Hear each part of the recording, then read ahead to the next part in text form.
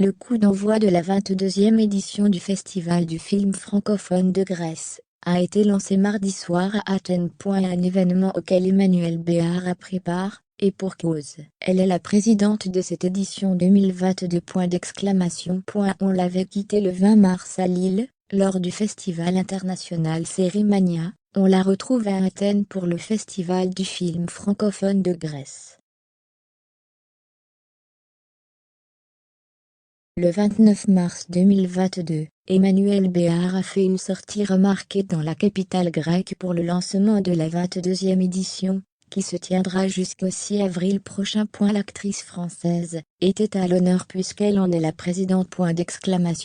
Arrivée à Athènes, quelques heures avant le lancement du festival mardi soir, la star s'est saisie de son compte Instagram pour partager quelques vidéos de sa suite, avec vue sur le Parthénon. Si émue d'être là. La dernière fois était, il y a 16 ans, avec ma grand-mère grecque.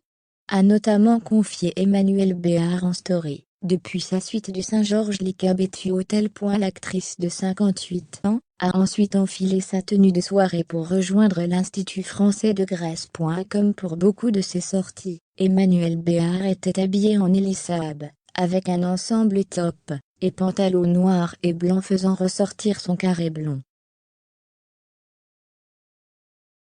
La comédienne césarisée en 1987 pour Manon des Sources, semble avoir laissé en France son mari Frédéric Chaudier, un réalisateur et scénariste, qu'elle a épousé il y a maintenant 3 ans, ainsi que son plus jeune fils Raphaël, 13 ans, né de son mariage passé avec Michael Cohen. Rappelons qu'Emmanuelle Béard a 2 autres enfants. Nelly, 29 ans, la fille qu'elle partage avec Daniel Auteuil, et son fils Johan, 25 ans. Né de ses amours, avec le compositeur David Moreau, demi-frère de Patrick Bruel.